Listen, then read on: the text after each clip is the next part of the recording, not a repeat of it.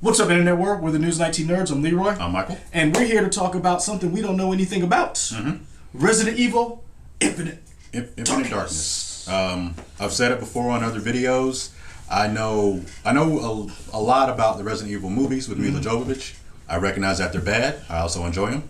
I don't know as much about the video games because I can't personally play them. I don't do scary games. I know the basic plots of them, and I've seen 7 and 8 all the way through from Let's Plays, but other than that, that's about all I know about Resident Evil. Really? Okay, so to me, there are 3 separate Resident Evil universes. Okay. There is Resident Evil, the games, Resident Evil live action, and then Resident Evil animation. Sure. So this is interesting because this follows the games. What we just read, this comes 2 years after Resident Evil 4. Yes. So this is when Leon is super aging and suplexing. No, not suplexing. That was Chris. This guy is kicking people around. House kicking people. I mean, I just remember seeing that in the GameCube game all the time. Him kicking zombies and villagers. I mean, if they're slow moving zombies, you can't kick a few of them. I would be afraid of being bitten. I'm just saying, if you were a high trained law enforcement agent, you could probably kick some zombies in the face before you got bit a couple of times. All right. Cool. I'm not saying our law enforcement agents could do it. I don't know if they have the dexterity, but Leon seems to be. Okay. He seems to be up on his his skills. Maybe not in 1 he could have done it. Well, 2. In 2, because hold on, Chris was in 1, Leon was in 2. You're right. So 2 he was a rookie. I don't think he could have done it. Yeah. But 4, I mean, he had time. That's what I'm saying. Like he worked, he went through it. He was like, you know what, I gotta train. Right. This may happen again. He had his Rocky montage. You know what I'm saying? He's like, you know, I don't know who Apollo Creed was, because he died. I was like, that black guy that died was his Apollo, just like Apollo. Oh, so yeah. But so it's interesting because we talked about this. They did get the voice actors for the 2019 Capcom remakes to do the voice acting in this. Yeah. This does seem to follow the games a little bit more, unlike the movies. It's like the movie should have said inspired by. Maybe they did at one point. I don't know. I don't remember if they said based on the game. Because who knows? Because it was like they took beats. Yeah, they just took characters. Like scenes. And then they just went in a whole different direction. They gave us Ashanti as Nurse Betty. Oh man. And Mike Epps was in this. He was in that, yeah. Mike Epps, you got bitten and tried to hide it. Yeah, that didn't work out for you, Mike. Ali Larter was in this. Yeah. Boris Kojo. Chris Wentworth. I'm trying to think all the weird casting choices for these movies. Chris Wentworth? Yeah. Prison Break. You mean Wentworth Miller? Did I say who's Chris Wentworth? Yeah, you're right. Wentworth Miller. Yeah, that's Prison Break and Human Stain, right? Yeah, Wentworth Miller. Sorry. Okay. Yeah, he was in it. Towards the end, did I mention Ali Larter? Yeah. Who else? You said Ashante, Mike Epps. Odif. I can't remember his name. The guy from The Mummy. Yeah, but he's been in a lot of other stuff. And Deuce Bigelow. Yeah, I don't count Deuce Bigelow. He's like, never mind, I'm not going to say it in the movie. It was funny. But as a big fish, is funny. That sexy man. I can't remember his name. But they've had some interesting characters in the movies where they just took inspirations from the games. Sure. So maybe this will hopefully satisfy a lot of the fans who want to see more live action and animation that's tied closer to the games than those outings were. Right. Load it up. All right. I'm about to hit display.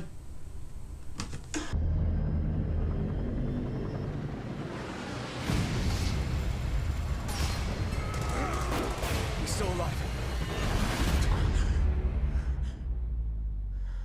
You want to talk about it? PTSD in video games. Every night I have the same nightmare. That day, that was hell. I remember people screaming. What's going on? They get bit and then they turn. You watch it spread. And spread.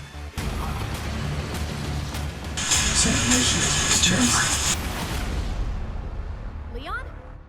It's gotta be another outbreak. I gotta go. Don't do anything stupid. She just said outbreak and you gotta go. He works for the president, man. You might have stuff to do. Stay buried. But if we went public with this, we could expose a conspiracy. I'm feeling this trailer. Outbreak. Sorry, I don't know what to tell you. We need to show the world that we are a strong nation, capable of protecting the interests of the free world. We must be the source of hope to those who seek freedom. We cannot allow anyone to interfere with peace and prosperity. What are you here for? That's classified. You know where the root of terror comes from? It starts with fear.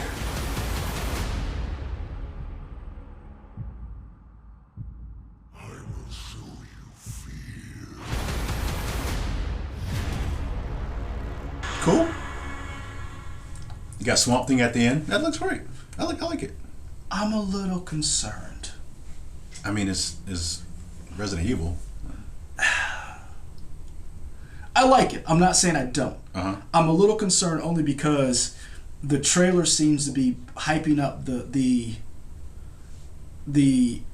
arrival of zombies. Mm-hmm. Like there's an outbreak coming, and it's like they're building up this thriller, this dread.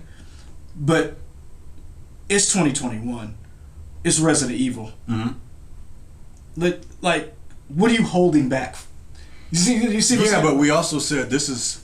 So it's 2021 our time, but in this movie's time it's 2006. True, but what I'm saying is, if this follows 4, Mm-hmm. we already know Raccoon City happened. Well, in other dude, words, does the world know? That's See- the thing that I never understood about the Resident Evil games. It almost seems like they always cover it up, and people are like, eh. that's what I'm kind of like. Where does this? Because I feel like in movies and in television shows, and I feel like you have a better chance of explaining stuff that sometimes video games we just kind of go along with and say, oh, that's just because that was some of the draw of the original Resident Evil, the hokiness, for those people who played it, we kind of overlooked that this doesn't make sense. Like this would happen. Right. There's no news coverage. Right. There's no investigations. There's none of that.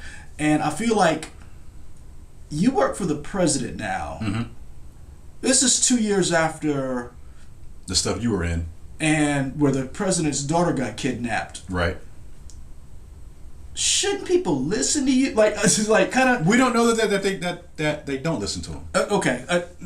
I don't feel like we got enough information. And that's how I feel about the trailer. There's always a trope where there's always the one guy who knows everything, but nobody ever listens to him. Right? Oh yeah, we're living that now. Right. I don't know based on this trailer that is what we are seeing. I don't know. Okay. Could be, but I don't know for sure.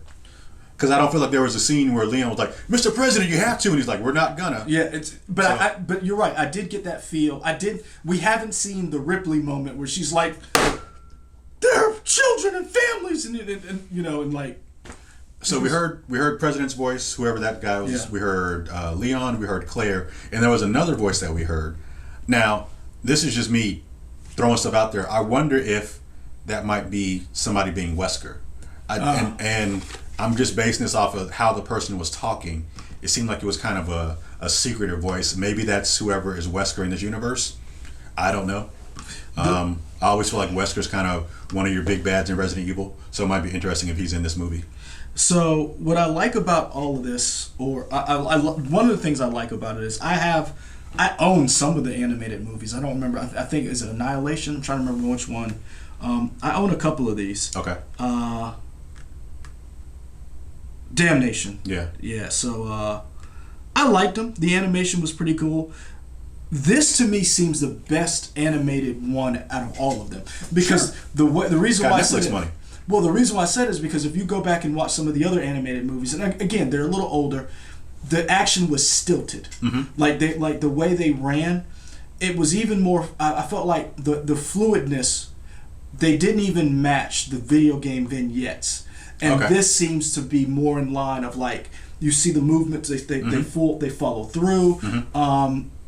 And I hate the blood splatter, the falling back. It seems like the mechanics of this animation seems to be more real world based versus some of the other stuff where it was like you mentioned, they were superheroes, and it's Right. like I want to see more. I want to see a little bit more about like where they're going with this. Are they going to continue to follow the games, or are they going to like take bits and pieces, kind of like the live action movie did, and then say, "Hey, we're inspired by. We're going to do our own thing," or is this going to fill in the gaps between 4 to 5, where Redfield shows back up with and starts killing Starts killing black people. Yeah, with his black lady on the side. his black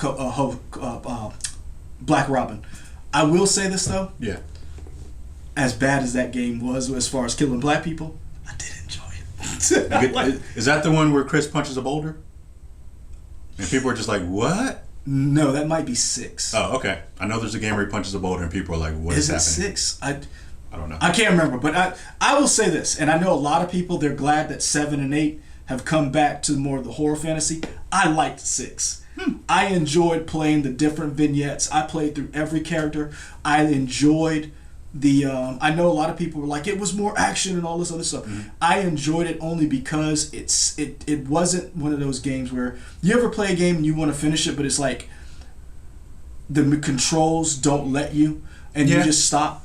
It was a very fun game to play. And that was one of the things that I like. I know it's probably sacrilege to say this about Resident Evil.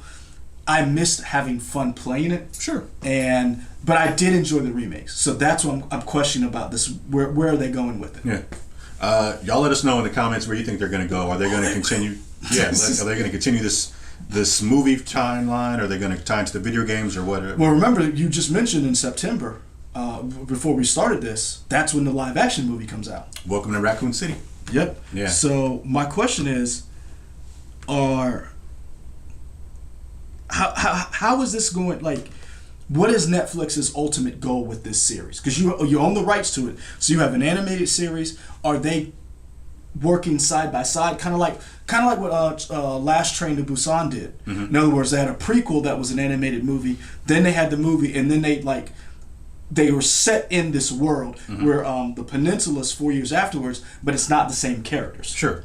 So that's my question with where they're going with this universe. I think Netflix is trying to set up different franchises of stuff. So now they're going to have the little horror franchise with Resident Evil, Fear Street with R.L. Stein. Yeah, they're going to do. Maybe they'll do a second season of Jupiter's Legacy. I don't know how well that did for people. I don't know if people watched it. It was number 2 for a while. It was back and forth, number 1 and 2 on Netflix's thing between that and the Upshaws. So I don't know. Upshaws. I saw that trailer. I was like, "This what this is." I'm gonna be honest with you. Seeing that and making that say like that's number 1 or 2, I feel like I can't trust when Netflix says this is what people are watching. Like, you guys can say whatever you want. But this is the thing. I do believe people watched it. That doesn't mean if it's good. Sure. Because remember, a lot of times Netflix will be like, "This is what's popular right now," and you're like, "What? That?" And again, we're living in a pandemic, so people are watching different things. I will say the Upshaws, Mike Epps and Wanda Sykes' banter is what makes the show. The show isn't. It isn't like, it's not Blackish, it's not Arrested Development. You're not getting that, but it is the interactions with the characters between Mike Epps and Wanda Sykes. They are fun. And Kim Fields is in it, right? Kim Fields is in it, but she's not as funny. Like that's fine. But Kim Fields is not a comedian. She's a comedic actress. Sure. And when you're up against two of the greats like Epps and Wanda Sykes, you kind of gotta fall back. Because those barbs are coming hard and fast. Man, like, Mike Epps says some funny stuff. Okay.